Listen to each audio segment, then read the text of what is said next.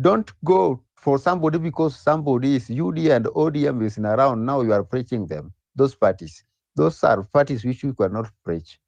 Preach somebody who can work hard and somebody who can deliver to the nation. Because this country need brains, not just people who are just talking carelessly and they don't care that somebody is somewhere. Let us be, let us be mindful to our talks. Let us be mindful to our talks. So please, I urge you, ladies and gentlemen, make sure that you amend the constitution in a proper manner and organize yourself so that we will go far. But if you don't organize yourself, my friend, hii shida inasumbua watu Uganda hii itakuwa tu hapa hapa na mtasumbuliwa milele na milele. Na ninawaambia mimi, msipojichunga, mimi nataka niwaambie, hata wacha niwaambie watu wa ODM pali wako, hata kama wako kwa serikali lazima wajichunge. Kuna vitu vingine huwezi kubali ati uko kwa serikali ati wanakuambia fanya, unafanya, unakubali. Kama hii extension of term limit of president, unasema yes. Sijasema wamesema yes, hiyo ni kwa mfano. Wakisema yes, ikuwe hivyo, ujue ya kwamba hiyo vita ambayo umepiga mwenzako, sheria ambayo umetunga ya ujinga, ndio itakunyanyasa. Saa zingine kama kiongozi, hata kama mtoto wa adui yako amekuja kwa meza na amekuja kukuomba fee, unilipie hii fee, wacha kupigana na huyo mtoto, saidia huyo mtoto, lipia yeye fee, maana hiyo vita yako na hiyo mzazi wake, hiyo ilikuwa ni yenu. Wacha kuweka shida kwa huyu. Kwa hivyo nawaomba mjue ya kwamba sheria mnatengeneza na mnakufa, na watoto wenu mtawacha hapa, watakuwa na shida. Hiyo ndio kitu ambayo nataka kuweka kwa akili yenu. Muwe na siku mwema. Sitaki kuenda mingi sana. Asanteni sana. Asante sana Bwana Calvin Otula for that submission as well, and also for your good work down there at Mawego. Mtu fulani, yes. I see you there, talk to us. Mtu fulani, how are you doing? Niko. Talk to me. Mbali kuna kelele kidogo. Unanisikia? Ya, nakusikia.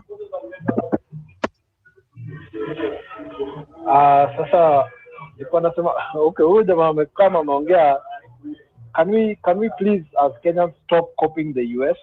Yes. Because ni kama watu wengi wajui vile uchaguzi ya US inaendanga.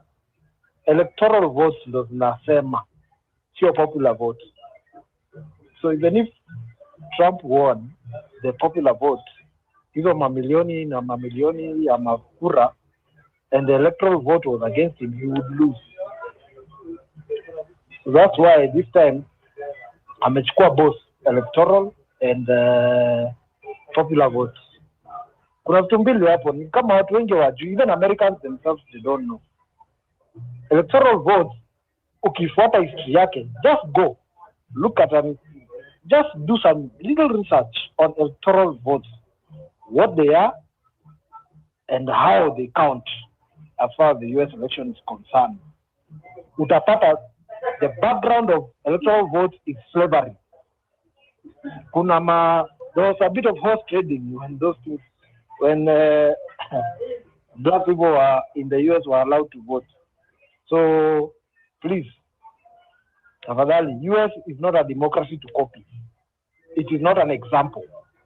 We need to come up with our own solutions, Kenyan solutions to Kenyan problems, African solutions to African problems. Hii mambo ya US tuachane nayo tafadhali. Please, I am begging you, Kenya, stop. The 50 of people who are here, wachane na mambo ya US. Let us observe. Yes, we see what's going on, but I doubt the foreign policy will change. Foreign policy, US interest, US is backed by corporate. US is a corporatocracy. It is not a democracy. Whoever tells you that democracy is a liar. US is controlled by corporations. Ndo kusema. They even bring their armies, their military, to places where corporate organizations zao zimeshindwa. In memorial, in history, look at the history of the CIA, how they go and they topple over presidents who don't agree with the agenda. And if you see why they're toppling those people, those presidents, is because they refused a certain agenda by a certain corporation. So the corporation goes to round back to the US and brings back the military. So, chungeni sana. That's not what we want. If you are for that, we might as well be dead, because we'll be wiped off of this. Tutaingia machain and we become slaves to this country on our own soil. That is where it is going now. And it's not only Kenya, it is happening in the west, south. Sisi ndio tumechaguliwa east. Sisi ndio guinea pig wa east. Uganda wamechanua kidogo, naona wanataka kuingia BRICS. Sisi ndio mafala. Tukiwa hapa na TZ tunauziwa ujinga, woga, kuuza mashamba yetu bure bure. Tanzania wanafukuza Masai huko Serengeti, sijui Waarabu wamechukua mashamba, they want to go and game hunt. Sisi mashamba yetu huku game reserve zimekuwa place ya mining na hatupati kitu yote kutoka hiyo mining. So please, we don't go into all of that, but please Kenyans, let's maintain focus.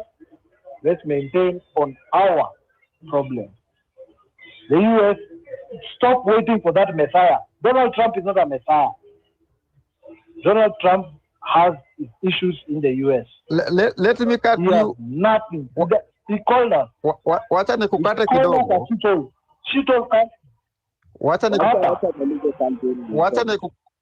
Wacha nikukate kidogo. Let him land, Calvin. Yes. You'll battle after. Continue. Yes. No, it's okay. It's okay. Let's have it. Let's make it interactive. Let him say what he wants to say. Calvin. Bwana Calvin, you have something to say.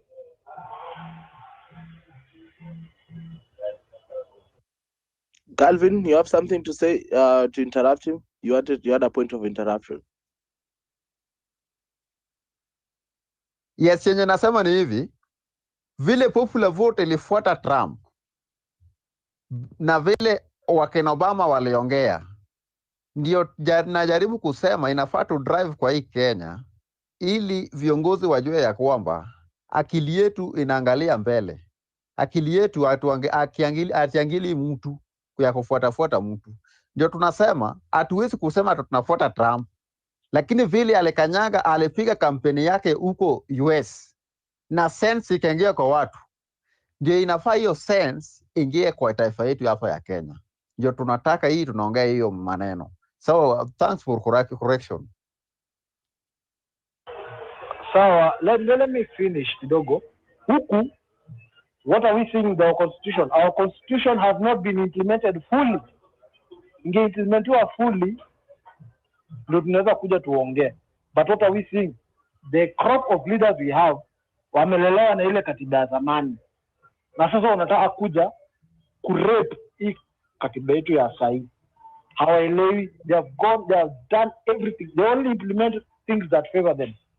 Zile vitu zinafavor mwananchi, hizo zinakaa kando.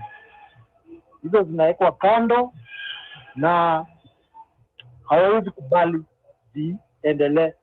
So Kenyans, we need to wake up.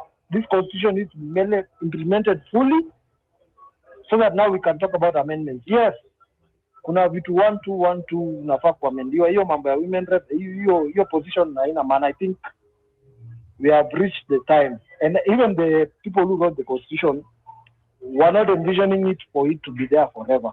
Inafika mahali inafaa itolewe. So let's remain objective, let's remain serious. Tuangalie hii nchi yetu. Na sasa tunakanyagwa. We did not finish with Mr. Must Go on 25th. Now it's coming for us. All of us, even those who don't think these things will affect you. Naona hapo KRA na email. KRA is not the target. Email is something that is meant to track you. It's not about collecting your transactions. Your transactions are just a bonus if they manage to do it. But email is surveillance. Uko wapi? Unaongea na nani? Unatumianga nani message? Unapigianga wazazi wako mara ngapi? Unaongeanga na so and so mara ngapi? Who? If you disappear, where can we find you? Unaendanga wapi? Those are the kind of things they want to find out. Ukitoka nje ya nchi unaendanga wapi? You are roaming. Yes, we want to know where you are, where you go. Yeah, you come back. Ongea vibaya juu ya serikali tukukujie. Ni hivyo tu. Sawa, Bwana Vipita, endelea. Yeah, I yield. Thank you for that submission. I see Dr. James has joined us here. Habari yako daktari? Niko sawa pipi, unanipata? Nakupata loud and clear. Niko safi sana, imekuwa siku nyingi sana sijakuwa X, so I really thank you for the opportunity to give us a space to converse as usual. And as usual, I'm very happy that you have the time and the capacity to hold us here, so I thank you so much. So watu wenye wanaona tipja pale juu fanyeni pipi hivyo. I want to thank mtu fulani kusema some points that I wanted to mention, because I want to say some themes, but I'll go back to the point that he just made. That while we can discuss this topic, how we're discussing it, we have to remember that our politics and the US politics and even economy are so much different, so vastly different, that we cannot even draw any causations or any proper takeaways in terms of, hey, this is what it implies in terms of Kenya and Kenyan politics and wellness. What am I trying to say? Let me first make my point and then I'll get back to that point, because I'll be driving toward that point this whole time. Anytime umechapwa kichapo kama hii, right now, the last time I checked, it was 277 versus 224.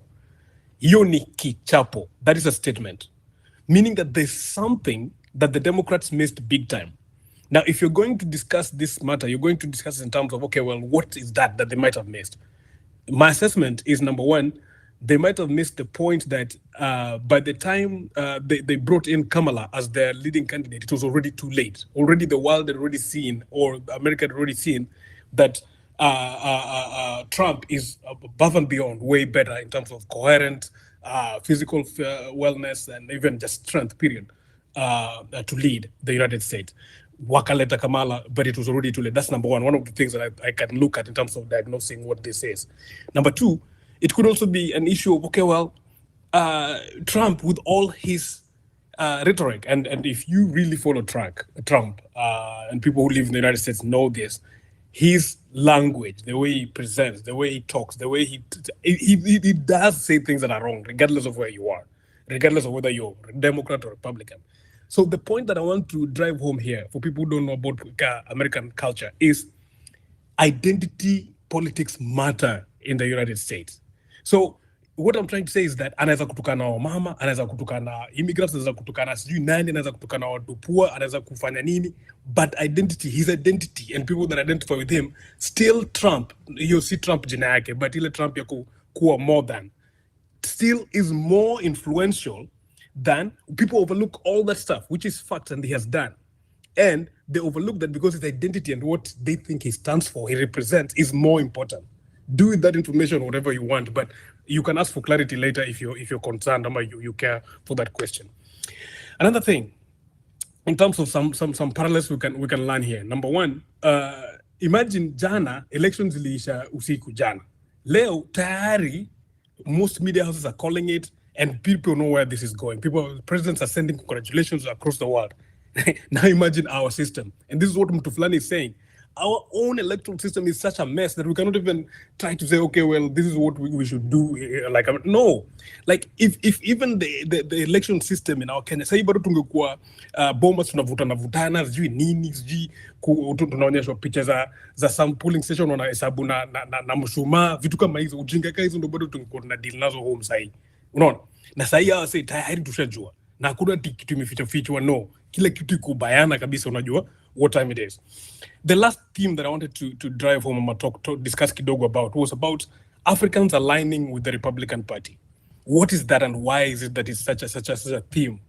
Well, number one, most African cultures are conservative, and the Republican Party is conservative by nature. But the interesting thing is Africans also want the government to help them with a lot of things, right? But the Republican Party does not like the government being handing you out things all the time. So that's an interesting contrast there. So what I'm getting at to land here is this. Number one, you have to really understand the culture of American politics, which includes identity. Race, gender matters. Race, gender, religion, all those matter so heavily that people are willing to overlook factual things because of what the candidate stands for. Number two, I believe that it was the timing of when you show your leading candidate etc matters. Number three, Africans are learning with Republicans. It's very, very interesting. Even Africans who go to the US as immigrants often align with immigrants, with the Republican Party. So last but not least, it's important for us to learn. There's some things that we can draw, some parallels, but we can draw, but we cannot beat down on our own system because of America. We cannot look into, the foreign policies doing. No, let's fix our house first. Hii story ya watu kudanganya sijui na wanajenga sijui nini Linda Mama imetolewa, vitu kama hizo tunafaa kupigana nazo kwanza kabla tuangalie ambassador ni nani, sijui nini. America is not that democratic as you think. Yes, the corporation do run this place. The people who have money run this place. So mtu fulani is quite right. Thank you so much. Thank you so much, Dr. James, for that submission. Ladies and gentlemen, we are 35 minutes to the top of the hour. Thank you so much for tuning in here on Home Run with PP. I see Geodesic is back. I'll let Geodesic talk to us, then I'll go to Ismail Luther. Gio. Jambo mzee. Poa PP. So nimesikia story mtu fulani amesema hapo, which ni very true. But again, I think we cannot run away from the US anyway. Ona venye vitu wenye the current ambassador ametuweka. Like a lot of deals, hata finance bill yenye ilituweka streets. Most of whatever was happening in those bills, it was not because I don't think any other Kenyan MP can even, most of them didn't read those stuff. And it is not because they didn't want, because they were fed those information. And it didn't come from an African angle, I can say. Most of it ilikuwa derived by this monopolistic organization kama Bill Gates, hizo finance and any agricultural bill, health bill, who is the biggest contributor to WHO, the USA, who is the biggest contributor in the NATO, wenye saa tuko an party member, kitu kama hiyo, the USA. So in one or another, we cannot run away from it, but we can learn a lot from the USA politics per se, because it affects us directly and indirectly, when Mbiti alisema in the first place. Okay, angalia like the policies, they matter. The reason why USA sometimes are considered like bigger democracies is because these institutions in a work, kama the judiciary. Ona what our judiciary inatufanya sahi. There's nothing. Ona legislate. It is not working. So basically, a lot of things enye wao kona kwa constitution, it works. Unaona? Like for example, their First Amendment, freedom of speech. Nobody can argue that. So in this work culture in the current globe, some countries you can even be jailed for sharing a meme. It is messed up. Uende like some like the Second Amendment wako nayo, right to bear arms. People like Elon Musk argue that the reason why we have that is to protect the citizens can protect themselves from the rogue when the government goes rogue. So in one or another, there's a lot to learn. Even though our democracy is still young, we have a very young constitution at play. But there's a lot we can learn from the fact that if you have a working constitution or if you have a working system, you don't even care who is in the power because things work. Kama unaenda kwako, you can light up electricity and you know it's not expensive. Unaweza washa ni tap na maji natoka, amenities na work. They're like public service are working. Nobody even will care who is the president. Hakuna mtu anasema ati huyo ni Mkale, huyo ni Luo, huyo ni nani. Nobody cares because at the end of the day, it's about representation. If you are represented correctly, you don't even want to know. You just vote like, okay, it will be all about ideas. But what we have back home is everything under development is like, it is a managed, it's a staged. It is not by accident. It's a planned stuff. we are tunawekwa hivyo in a way that so that those guys can continue running the same issues each and every day. How many issues do we have? Naona kama Saisha. Those are the same things that the current administration are planning to run for in the coming, let's say 2027. So in one or another, we can, tunaweza argue here and forth, but in one or another, even sahi maisha yako kuko Kenya, like a lot of things is determined by geopolitics, and it's very much important kuelewa like how this geopolitics works, because most of our leaders when tuko naye, they've basically sold us to the highest bidder. They don't care. Now, if you follow, for example, how Donald Trump ran and he won, it's all about nationalism. Make America great again.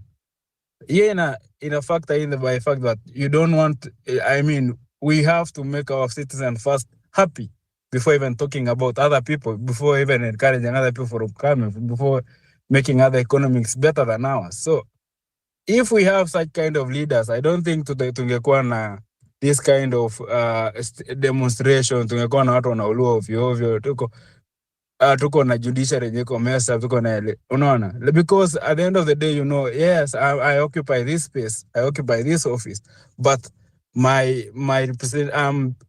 seat or elective post that I have is not that much important than the people who put me here in the first place. So if we buy that kind of policies or that kind of analogy, I think we'll have a very good country at the end of the day, because you will not have people who can be sabotaged by money. Watu wanalipwa for easy money just to pass laws that even mtu akikai ufikiria like seriously, how can you even pass vitu kama, how can you even sell a government asset like JKI? Serious? How? Unaona? The simple, it trickles down to the fact that you love your country more than anything else. And when you do that, you now have leaders who can work for you. They know in the next 20 years, they will not be in power, but they'll be watakuwa happy about whatever policies they pass on them. At least, yes, tulitoka lakini we have good public transport kwa CBD. Yeah, I'm out of office or I'm old, but at least najua mtu akienda saa hiyo hospitali, he doesn't have to pay a dime for whatever procedure atafanyiwa. I'm out of office, but I know my grandchildren will have a very good education system, better than whatever I had. But what do you have? It's just messed up. Mali ni messed up. So, ni simple stuff like that. And I think that's what I can say. Thanks, Bibi. Thank you. Before I go to the next speakers, I just want to raise this issue up with you guys.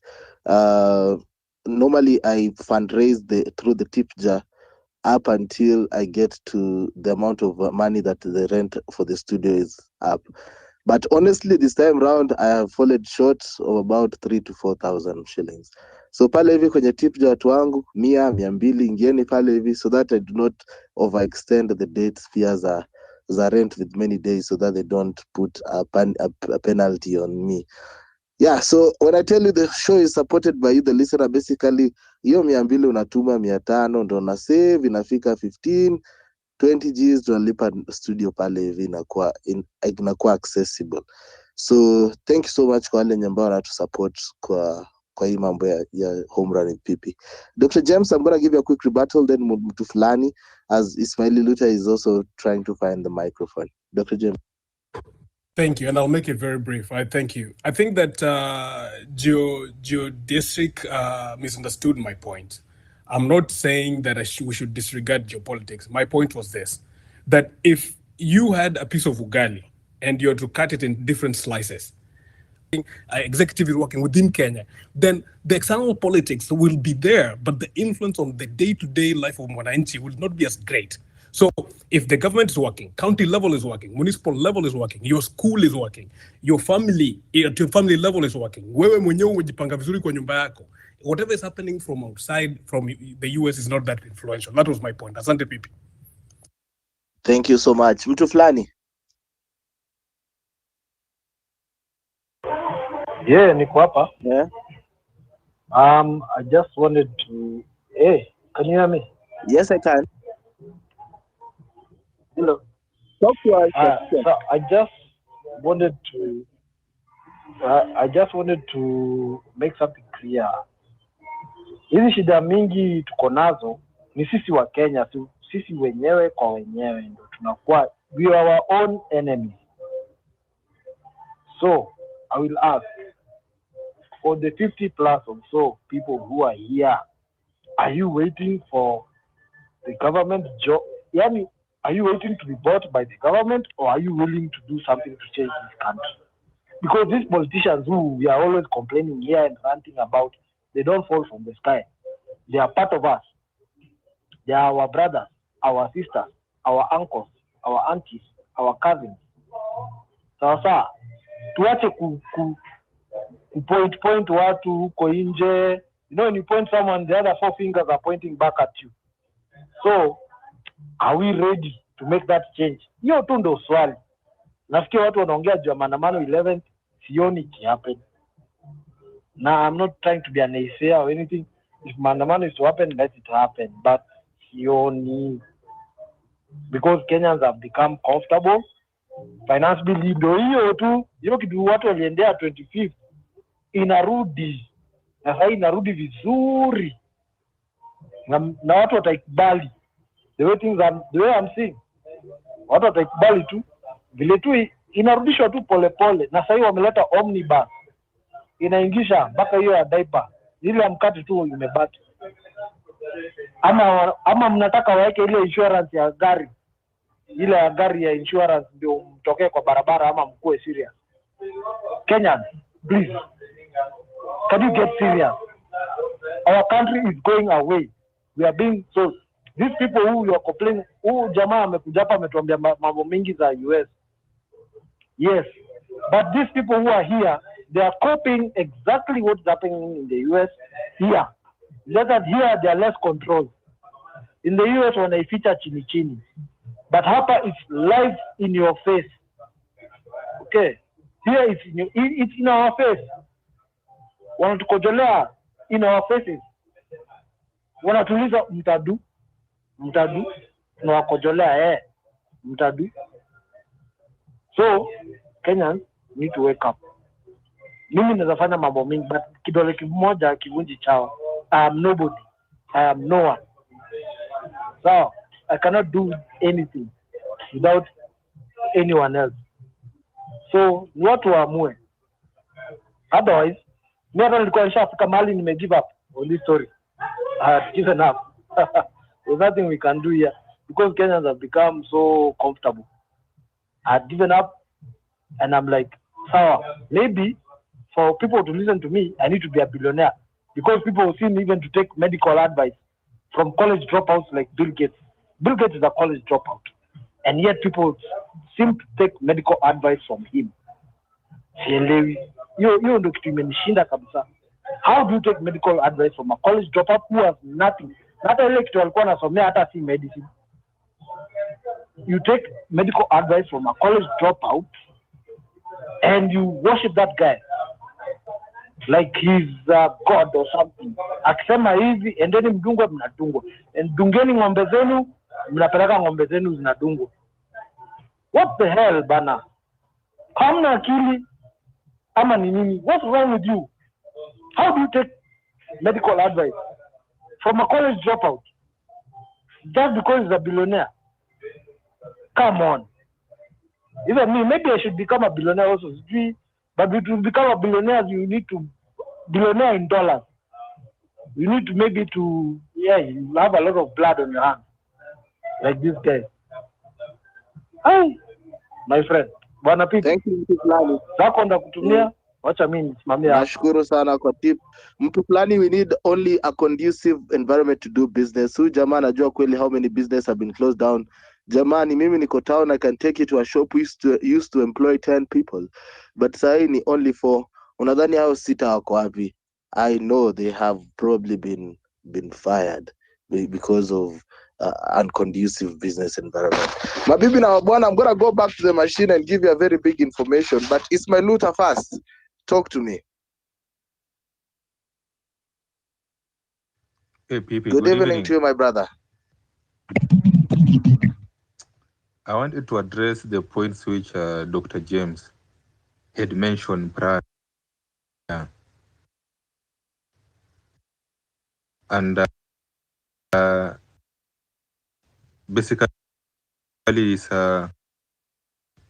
well intentioned and well articulated points were the US politics. I like to give some contrary opinion to my esteemed friend, Dr. Mr. James, in this way. The USA elections and its ambition, hegemonic ambition, as much as the global future direction is, so much determines how other countries follow up and fare. Let's start with the current war, the war in Ukraine. The war in Ukraine was supposed to have ended long time ago. It wasn't to be a war of 2 years plus, but because of the billions of dollars that are flowing from the USA to Ukraine is what has kept this war going. That Ukraine by itself cannot defeat Russia. And if it was Ukraine by its own, 3 months we could have called the war off. But the war has since persisted 2 years and still counting. So, if a president were to come, we were here the other day saying that USA was in labor pain, and in the next 24 hours we will determine whether it is a boy or a girl. And so, we have seen it's a boy who has been delivered. So if the boy's ambition and his inclination is towards peace, and at what time you saw him meeting, if his inclination is peace, the war is bound to end. Let's talk about Kenya. Kenya, we are not at war per se, but sometimes we usually have some funny adventures across the border. One time we waged a decade war in Somalia in the name of fighting terrorists, in the pretext that the Al-Shabaab had kidnapped some French citizen. Do you really think Kenyans as we are, we can't supply our people water? We can't protect our people from malaria? Do you think we have the capacity, the tenacity, the resources to cross the border and engage Al-Shabaab? This was a US hegemonic ambition. And so we were bankrolled and we crossed the border. It was because that the US wanted to control the Horn of Africa, and that's why they have bases in Kenya. It wasn't our willing that we sat down one day and we saw that our priority was to invade Somali and fight Al-Shabaab. It has never been our priority. So it was because of the US that we sent our brothers there, some who were maimed and killed in El Ade. And so even as we were burying our boys, it wasn't our priority as a country. It was because of the US. And so they'll try to help us fight malaria here, help us fight some malnutrition here, so that we can concentrate on their war. So Kenyans, you need to understand, sometimes when the US come and help us fight some of these diseases, because they know by ourselves, our concentration is so much on the basics. So when they help us on the basics, it's not that they love us. It's so that we can be a bit comfortable and engage them in their funny adventures and corruption in Africa. Because for them, they don't want to set foot in Somali since the last incident of Black Hawks Down. Let's go to the soft and moral issues. In Kenya, when we are talking about clinics, and they are well known that do support abortion, where do they get their money? Who bankrolls them? The money flows from across the Atlantic. So when we have the boy now and his priority is saying he is anti-abortion, Such man is born to speak. Let me complete with Afghanistan on this issue. Because as a Muslim, where I love Republican is when they want to fight, they say we are fighting. They don't hide. And so they had their adventure in Afghanistan for 20 years, and we defeated them in Afghanistan. So after 20 years of fighting, US replaced the Taliban with the Taliban, with thousands of soldiers who had died, loss of trillions of dollars wasted, and so Taliban went back. So at least with the Republicans, they usually are straightforward, man, we need war. So you need war. Come, let's fight. We have the time. Unlike the Democrats, they'll be behaving as if they're your friends and they're fighting you. So my issue is US really affects how the global politics go through hard force, boots on the ground, and soft diplomacy. And somebody put it succinctly here when he was talking about Meg White and the AMF philosophy. Do you think if it is for Kenyans, we will want these policies? We don't. The good doctor talked about like Kenyans, they're clapping for the Republicans, and Republicans usually don't aid Africans. Heck no, we don't want aids from the US at this point. We don't want their aid. Cut off that aid because it comes, it flows in, and it's just a loot for a few people. Let us hustle our way. For mtu fulani, please, spare your anger, spare your energy to improve your life. Don't say every time you come here and you say you are fighting for us, we need to join you. I don't know, we are not hearing you. You should be a dollar billionaire. Please, chill. When the seat is hot enough, we will wake up and go and fight. When the seat is hot enough, we wouldn't even need you to tell us these things you're telling us. So, we are still on our comfort zone. So leave these Kenyans, let them take their good time. Whenever they'll be ready, they'll be fighting. You don't need. So that energy and that compassion, please take it. It's a good thing you are doing, but sometimes when people are blind, you cannot lead them so much. Let them experience. Information alone cannot move Kenyans. They say the average IQ of Kenyans is between 60 to 75. And you know 60 is a very dumb person. So this information which you are giving people, it will not help them. Let them experience. And the experience has started.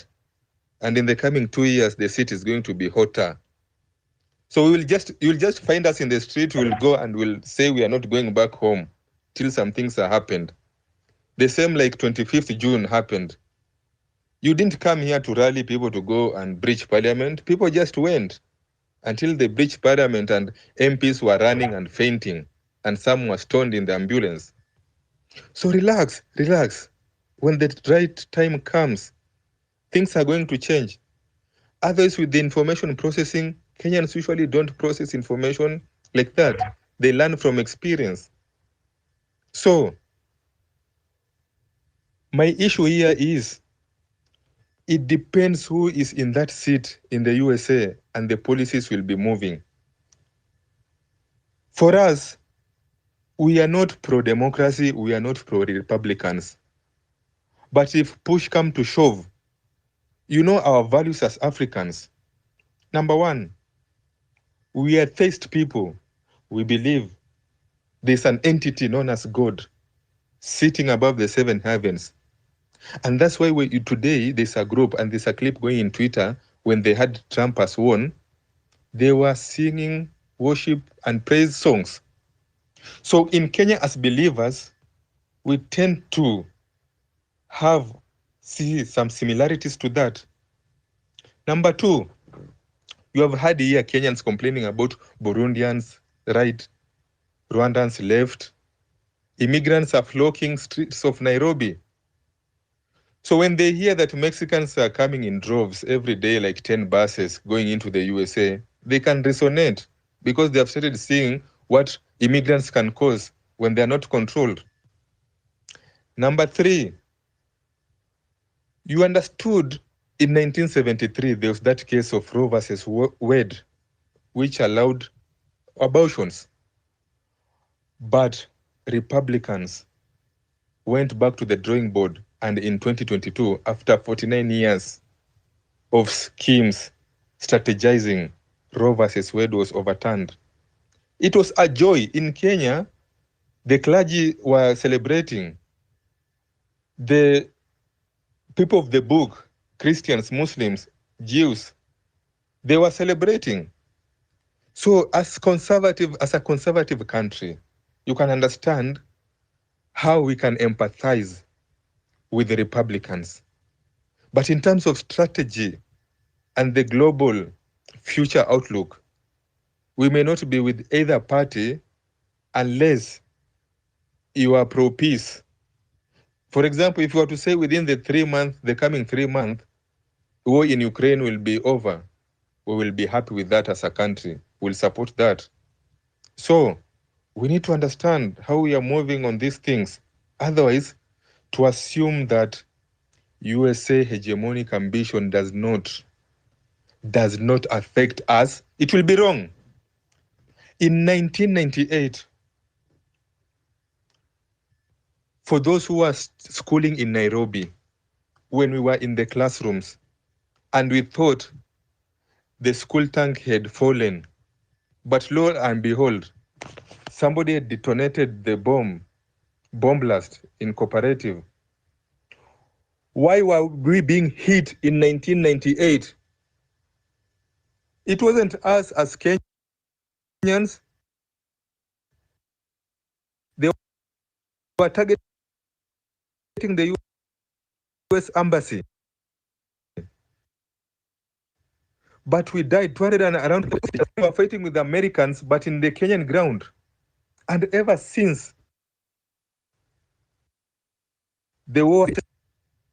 So how can we say that US's politics does not affect us? Kenyans, there's a place in this country you cannot pass as a Kenyan. You'll be asked, where are you going? And who is asking you? It's a USA Marines.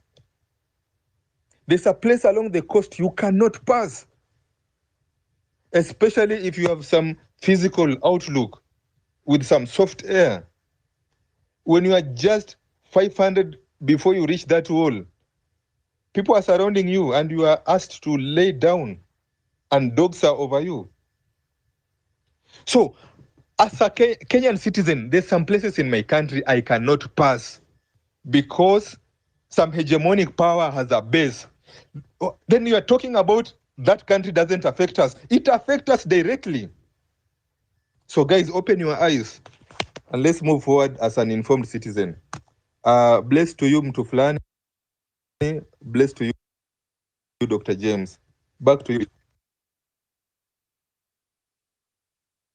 Okay, I see Dr. James is back with his hand in the air. I know that one is for you. Dr. James. Asante sana Pipi. Unajua Ismail anapenda kunichokoza sana. Kwanza ni daktari, amekuja hapa tu ndo aanze kustar the pot. Kwa sababu ameanza kusema vitu mimi nilisema na sikusema. He's misquoting me and I really dislike that. So let me clarify for you Pipita. Even your last statement there ulikuwa unaambia mtu fulani atulie na wewe ndio unafaa kutulie kwa sababu umeinua sauti hapo. Tulia kidogo daktari. So point number 1. I did not mention anything about donations to abortion clinics in Kenya. I gave my themes of what I think. In fact, your point about conservatism, I made that point, exactly what you just said. So I don't know why you're coming here as though we are on either sides of the debate here. My points, in fact, I wrote them down. I normally do. These were my points. Number 1, ukichapo kama hii, something is wrong. So you should go back to the drawing board and assess why you are beat this bad. That was the first point that I said. So that is kind of talking from the Democrats' perspective, what the assessment of what just happened to them. That was my first point. My second point was the electoral system of this place. You see, this thing happened less than 24 hours ago. And right now, it's 12:54 Eastern time. Already, it's been called. It was called in the midnight or at 3 a.m. huko ilikuwa imeshakuwa called, and that was election literally five hours after elections were closed. Already it was being called. So I called about some things that are working that can actually be instituted in our country. Another thing that I mentioned was Africans aligning with the Republican values are because of the morality, the moral leaning, real leaning ways of the Republican ways of thinking about Christianity, family values, etc. So actually, I'm agreeing with you that that's why they align. So I did not give any value. My value, I did not show you my hand. I did not show you where I lean in terms of that debate. I just told you that is an explanation. So you're actually making a point that I made. So the last thing that I made is that we need to draw parallels, but we cannot be America. That's what I said. And my last point that I made to the other person was that if we had pie, I told Geocentric or whatever his name is this point, I know, Ismaili, you know, we've been in geopolitics debates before, that I know geopolitics impacts us. Kwani mimi ni mjinga sijui hivyo. My point is this, that wewe na watu wa kwenu, mjomba wako, binamu wako, if you ask them right now, what are the things that are impacting them sahizi, day to day? Atakuambia mtoto wangu ana karo ya shule, mimi mwenyewe sina kodi ya nyumba, mtoto wangu ana shule, ana nguo, hata sema kwamba America sijui ileta Meghan sijui nani. They don't know. They couldn't care less. At that point, that's my point. My point is that yes, there's geopolitics. I know that. There's proxy wars. I know that. I know that there's wars in the Western Hemisphere, that in the Eastern Hemisphere, Southern Hemisphere that are funded by the West. I know these things. But the point is that in now looking at this point, we're in a Kenyan space. When we look at this from the Kenyan angle, can we first stop tribalism? Can we first make sure our school systems are working? Can we make sure akina Ismaili wakiwa wanatibu watu, they are paid, interns are paid? Can we make sure our judiciary is not being fixed by the sitting government, or it's not being tribalistic? It's not being. Can we first do that? Kwa sababu tribalism kwani tumeletewa na sijui nani? Si mimi na wewe sasa sasa tuko kwa space ya pipita. Tuko mabeshte tu na kitu kidogo tu hivi kifanyika tujue Wajaluo sio nini. Wajaluo mnakuaga hivyo. Wakikuyu mnakuaga hivyo. Tunaanza kuharibu mambo. And yet now we're having a nice debate, atuna kelele. We're talking as a unit, a unit of people who, number one, follow Pipita, number two, are Kenyans who are pro-Kenya, right? So those were my points, Ismaili. So I don't know where you're coming with these guns blazing, but those were my points. Asante. Asante sana Dr. James. Naona Daniel Kinyo ako hapa na sisi. Talk to us. Danieli, habari yako? Daniel ameenda missing. Anyway, sijui kama Ismaili umepata hiyo nani. Alafu kuna kitu moja Dr. James, I'd want to ask you, and at least unajua mambo ya huko. What is the impact of Kennedy on health, and why is he being put on health? I thought the last time I saw him he was running. Kwani kuliendaje? Kennedy huyu wanini he stopped. He abandoned his thing. Si alifunga nini yake, kambi yake, kwa sababu aliona moto yenye kwa hapa hizi. So akahamia kwa Trump. Ali-endorse Trump. That's the last I heard from him, because right now it was just a two-horse race. Trump says that he's gonna give him health. What does health entail in the US? Does it include mpaka hizo departments zote FDA nini? Yeah, of course it does, and that's the thing. Now I do not know why he wants to give him health. Now I have to full confession. I've not read enough about him and health to know or to wager my opinion either way. So I'm just going to speak in broad strokes. Health, like you know, is one of the heaviest and biggest dockets in any government, not only the United States, in any government.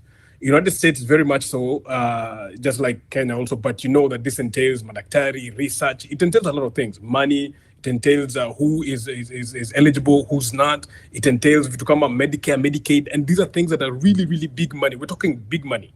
For example, Medicare and Medicaid is a big topic that they always talk about in the ballots all the time. Medicare and Medicaid, for those who do not know, Medicare is for older people, right? Older people who are past 65, and you're eligible if you worked for, I don't know how many years, but if you worked for a number of years and put money, it was taken from your check. So you put money into that. And then Medicaid is a means based, meaning that ukiwa umesota una namna unaweza kusaidiwa na hiyo Medicaid. There's a cut off point, na hiyo cut off point ni ukiwa broke na you have to get to that level. So kama tuseme uko na nyumba mbili bado hujafika hapo, lakini una pesa, you're not eligible. But if you become eligible, then it can help you out. And so those are the types of things that we're talking about. We're talking about big policies that are attached to help. So that's the extent that I can say to Peter for now, because I don't want to say anything that I don't know about Canadian health. Thank you. Mtu fulani.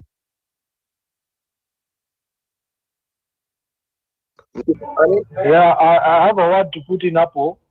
I have a word in to put hapo kwa RFK Junior. RFK Junior ameongea mambo mingi ya health. Na ameongea mambo, if you just Google him and look at and listen to some of them are hours long, like 1 hour plus. But if you go and look at what he says about, especially mambo ya COVID, he says some stuff that's bordering on conspiracy theory nini. So that's why he became popular, because watu wengi wameumizwa na COVID. Hata hapa Kenya, I talk to people. Hata Jana we had a space with Mizani and the KOT. And there's something that came up in watu wanasema wale watu wa COVID, they had issues. Na hii kitu imekanyagiwa because ukijaribu kuongea you'll be called a conspiracy theory. So that's what RFK has been putting it bluntly. Anasema hii kitu si vaccine, ni mRNA na inaleta mambo mingi. So for those who care to do some research, I cannot speak about RFK here and all the things he has spoken about, but just Google him. He has been on Joe Rogan. He has been on with Council Cloco, that guy of Council. I forget his name. He has been on many podcasts. Just go to the podcast and see and listen to what he's been talking about, and also see. You can see even his body language and how he explains it. So that's why he has been given about health, because he's very passionate about the health and food. Because you are what you eat. If you eat shit, you get shit. If you eat healthy, your body will be okay. Naomba hapo. I yield. Asante sana kwa hilo. Japhet Musyoki, how are you doing? We are 2 minutes past 9 p.m. Japhet Musyoki, I was waiting for Western to show up here. Hi, Japhet. Yes. Japhet, are you there? Anyway, ladies and gentlemen, we are yet at a very good place. Wacha hata niweke majingolo. Well,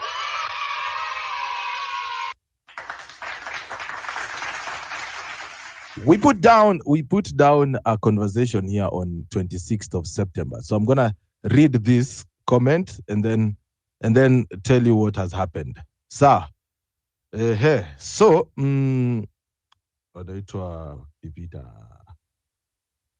my guy Ellis Hill said that he is going to donate, if Trump wins, he's going to donate $250 to Home Run with PP. And guess what? Amefanya just that. Kweni kama Ellis. For that matter, bana, tunawekelea rent ya miezi mbili. Tukutane na huyu landlord Januari, kwani ni kesho. Asante sana, Ellis Hill and Western Shilaho. The bet was very simple. Western Shilaho said Donald Trump is going to win. That was on 26th of September. And of course, true to his word, Donald Trump just won. So Ellis Hill, as a man of his word and a very avid supporter of Home Run with PP, has delivered. Sasa ni mimi ni deliver kwa landlord. Nimechelewa lakini namwambia mzee, which one is better, a little rent or double rent? Alafu atanyamaza. Thank you so much for always believing in the show. Now, I want to give Western Shilaho a chance to land, and then we can call it a night here kwenye show. Thank you so much, Western. Thanks, Peter. Thank you so much. Been doing some errands. Great stuff. We we'll keep watching the winds. We see how the globe will be going forward. I pray and hope for a stable world, a world where the most powerful do not lord it over the weak. And I believe Donald Trump will be influential as far as pacifying the world is concerned, so that especially Africa, we can go about our business unhindered and impeded. I hope fundamentally that Trump will renew the AGOA program that is up for renewal next year, so that African countries such as Kenya can continue exporting a variety of goods to the US market tariff-free, and that the relationship between the US and Africa will increasingly move away from donor-recipient, paternalistic, patronizing relationship to one of trade, commerce, business, and empowerment. So I'm excited that elections went as they did. Donald Trump is one politician I admire. His shortcomings regardless. How I wish, as Kenyans and our political elite could borrow a leaf from him, we could be far, far, far, far. That they underscore, accent, center the collective well-being of the people of Kenya, over and above their parochial, short-term, myopic ends. We could be far. Thank you, Pepita. Good night to your listenership. Good night, Bwana Western Shilaho. I see Unfiltered Eric is here with us. How are you doing, Unfiltered Eric? Eric, Jambo. Hey, I'm fine, Pepita. How are you? I am well. I joined the space a bit late. Yeah, but I'm happy with the discussion. I've been following. I've listened to Dr. James' sober remarks. I agree with most of the things you have said. Yeah, I think I don't feel like either Trump or Kamala Harris or as a Kenyan. I think our problems are still the same. The things that are disturbing us. I don't see if there's going to be much that is going to add to us. But I think I was happy with the Trump win. I think globally, I think kutakuwa na a bit of peace, because I wasn't happy with the way things were going. Middle East, there are a lot of deaths, and I felt like Kamala Harris was part of that with the Joe Biden administration. So I think with Trump there'll be a bit of stability, there'll be peace. So I think the world will be a better place. But as a Kenyan, I don't know, man. I don't know. I feel just Nico true. Yeah, like Asante sana, Eric, for that. Japheth, what do you have to say to us? Japheth, are you there? Allah. Japheth. I think I got a network issue here. Okay, thank you for that. You are listening to Home Run with Pippi. Weekdays from 4 p.m. to 9 p.m. Beautiful, beautiful day here, ladies and gentlemen. Thank you so much for tuning in. Hapa hivi kwenye Home Run with Pippi. I will see you on Monday, ladies and gentlemen. Monday, guy, nimewekewa pesa ya rent, ninasema sasa naona Monday, leo ni Wednesday. Nimeenda Mombasa, wadau.